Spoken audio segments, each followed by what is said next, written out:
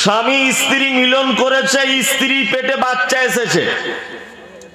ভালো করে বুঝবেন, প্রত্যেক মায়েরা ভালো করে শুনুন আজকের বক্তব্যটি, অনেক জ্ঞান পাবেন ইনশাআল্লাহ।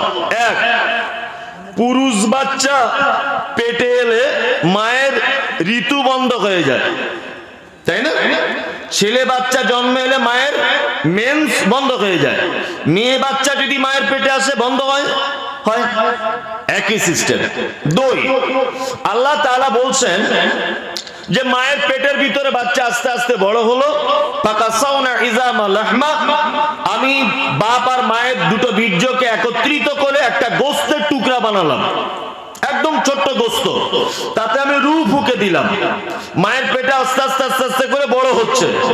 ভালো করে বুঝবেন, আল্লাহ তাআলা বলছেন তারপরে আমি নির্দিষ্ট টাইমে সুম্মাস সাবিলা ইয়াসসারা, মায়ের যে জায়গাটা থেকে বাচ্চাটা বার হবে ওই জায়গাটা আমি প্রশস্ত করে দিলাম। আল্লাহু আকবার। কে করেন এটা? আল্লাহ। মায়ের যে জায়গা থেকে বাচ্চাটা পৃথিবীতে আসবে এই জায়গা সম্পর্কে বলা হচ্ছে সুম্মাস সাবিলা ইয়াসসারা। আল্লাহ বলছেন নিশ্চয় আমি মায়ের জরায়ুটাকে ততটা প্রশস্ত করে দিলাম যতটা বাচ্চা আসার সুবিধা হয়। পৃথিবীতে চলে এলো, চলে আসার পরে মায়ের দুধ পান করে বাচ্চা, ছেলে দুধ পান করে, মেয়েও করে, করে কি করে না? করে। এও কাঁদে, ও কাঁদে, এও মায়ের কোলে পেচ্ছাপ পায়খানা করে, ও করে, করে কি করে না? করে। আচ্ছা বলুন, এতক্ষণ পর্যন্ত স্বামী স্ত্রী মিলন থেকে এই পর্যন্ত যে কথাটুকু বললাম, এতে নারী আর পুরুষের কোনো ডিফারেন্স আছে? আছে? নাই। আপনার ছেলে হয়েছে, ছেলের জন্য 7 দিনে আকিকা দেওয়া লাগবে। মেয়ে হয়েছে, মেয়ের জন্য 7 দিনেই আকিকা দেওয়া লাগবে। ছেলে হলে 2টি বকরি দিয়ে দিবেন, মেয়ে যদি হয় 1টি বকরি দিবেন। আমি ফতোয়া দিচ্ছি না, জাস্ট আপনাকে জানিয়ে দিচ্ছি যে গরিব মানুষ যদি হয় তাহলে তার ছেলের পক্ষে থেকে একটাও যদি বকরি দিয়ে দেয় কোনো সমস্যা নাই, আকিকা দিয়ে দিতে হবে। ছেলে মেয়ের একটাই হুকুম। চলুন, আর একটা হুকুম কি? আপনার বাচ্চার সুন্দর একটা নাম রাখতে হবে। আব্দুল্লাহ, আল্লাহর কাছে সবচেয়ে প্রিয় নাম আব্দুল্লাহ, আব্দুর রহমান, এটা প্রিয় নাম। জি, অনেক সাহাবীদের হাদিসের রাবি থেকে এটা দেখতে পাওয়া যায় যে বেটার নামও আব্দুল্লাহ, বাপের নামও আব্দুল্লাহ। কি বললাম? দাদুর নাম আব্দুল্লাহ, পোতার নাম আব্দুল্লাহ। তারা এই কাজ করেছিল কেন? আল্লাহর কাছে প্রিয়তাই। আর বর্তমান সমাজ সব থেকে ফেমাস নাম কার? ফেমাস নাম কার? পায়ে কেটে হজে গিয়েছিলেন কিছুদিন আগে একটা লোক, কি নাম তার? শিহাব চত্বর। আমাদের পাড়াতে দেখছি সব বাচ্চা কাচ্চাদের নাম রেখেছে শিহাব, বাচ্চা কাচ্চাদের সব এলাকাতে। কি খবর? বলছে পায়ে হেঁটে হজে গিয়েছিল। তুমি শিহাবেরটা পছন্দ করেছো, তোমার বেটা গেঞ্জি পরেছে, পিছনে ছবি আঁকা আছে মেসি, ফুটবলার একজন, তোমার বেটা তাকে ভালোবাসতে পেরেছে। তোমার বেটা জিন্স প্যান্ট পরে, সেটা সালমান খানকে অনুকরণ করে। তোমার বেটা চুল কাটে শাহরুখ খানের স্টাইল নিয়ে। তোমার বেটা হাতে ব্রেসলেট পরে সাল্লু ভাইয়ের মতো করে, তাই না? তোমার বেটা পৃথিবীর সব মানুষকে অনুসরণ করে চলতে সক্ষম, কিন্তু তোমার আর তোমার বেটার পক্ষে এই জায়গাটায় অক্ষমতা যে তোমরা আল্লাহ এবং তার রাসূলেরটা গ্রহণ করতে চাও না।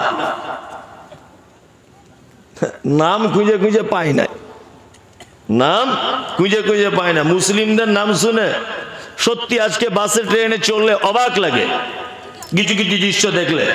আচ্ছা বলুন তো, একটা রেলের কম্পার্টমেন্টে 200 জন লোক আছে, 200 জন। এই 200 জন লোকের ভিতরে কটা লোক মুসলমান? আচ্ছা বলুন তো, উপর থেকে কি দেখলে বোঝা যাবে?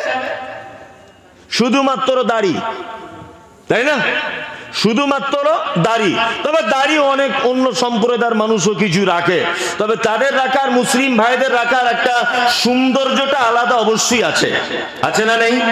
আছে। তাহলে একটা কম্পার্টমেন্টে মুসলিম 200-র ভিতরে আছে কিন্তু 40 জন, কিন্তু আমি আর হেড মাওলানা এই ভাই 3 জনা মুসলিম হিসাবে ধরা পড়ে গেলাম। আপনিও কিন্তু মুসলমান। আপনাকে প্রমাণ করতে গেলে কি করতে হবে? কোন কারণে যদি হিন্দু মুসলিম ভাগ করা হয় তাহলে আপনার চেন খুলে দেখতে হবে, তাছাড়া কোনো উপায় নেই। উপায় আছে বলুন? আপনার নামও শ্যামল, আপনার নাম বাপি, হ্যাঁ, আপনার নাম ফটিক, আপনার নাম বিপ্লব, ছেলের নাম বাবলু, ছেলের নাম মন্টু, পল্টু, এসব নাম মুসলিমদের আছে না নেই? তাহলে নামেও আপনাকে চেনা যায় না, আপনার বাহ্যিকেও আপনাকে চেনা যায় না। গাঁটের উপরে প্যাম থাকলে তবুও ভাবতাম যে অন্তত একটা সুন্নত মানছে, গাঁটের উপরে আছে কাপড়টা, সেটাও দেখছি নিচে।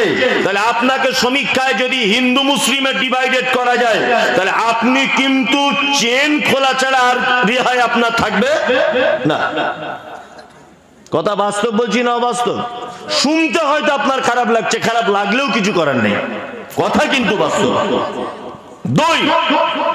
দুই নম্বর হচ্ছে যে আপনার ছেলে মেয়ের আকিকা হয়ে গেল, মেয়ে হলে মহিলাদের ভালো নাম রাখবেন, ছেলে হলে ভালো একটা নাম রেখে দিবেন। তারপরে তাহানিক করতেন সাহাবায়ে কেরামগণ, মহিলারা পর্দা থেকে আল্লাহ রসুলের কাছে বাচ্চাদেরকে আনতেন। আল্লাহ রসুল তাহানিক বলতে মিষ্টি জাতীয় কোন জিনিস চিবিয়ে, তখন প্রধান খাদ্য ছিল খাজুর, খাজুর চিবিয়ে আল্লাহ রসুল খুব মিহি করে বাচ্চার মুখে দিতেন, বাচ্চাটা চুষ্ট। এটা আপনি করতে পারেন, অবশ্যই করবেন। করেছেন তো কেউ? বুঝেই না তো করবে কি? জানেই না, অনেক মানুষ জানে না, জানে না। চলুন এবার আপনার ছেলে আস্তে আস্তে আস্তে আস্তে আস্তে আস্তে করে বড় হলো। এতক্ষণ পর্যন্ত যা কিছু বললাম, নারী পুরুষের কোনো ডিফারেন্স আছে? আছে? নাই। একজন বাচ্চা মায়ের যে রাস্তা দিয়ে পৃথিবীতে আসে, একজন মহিলা বাচ্চা মায়ের ওই জায়গা থেকেই পৃথিবীতে আসে। একটা মা তার পেটে যদি নারী বাচ্চা নিয়ে রাখে, তা মায়ের দুধ যেমন তার বুকে চলে আসে, একটা পুরুষ বাচ্চা হলেও তার দুধ বুকে চলে আসে।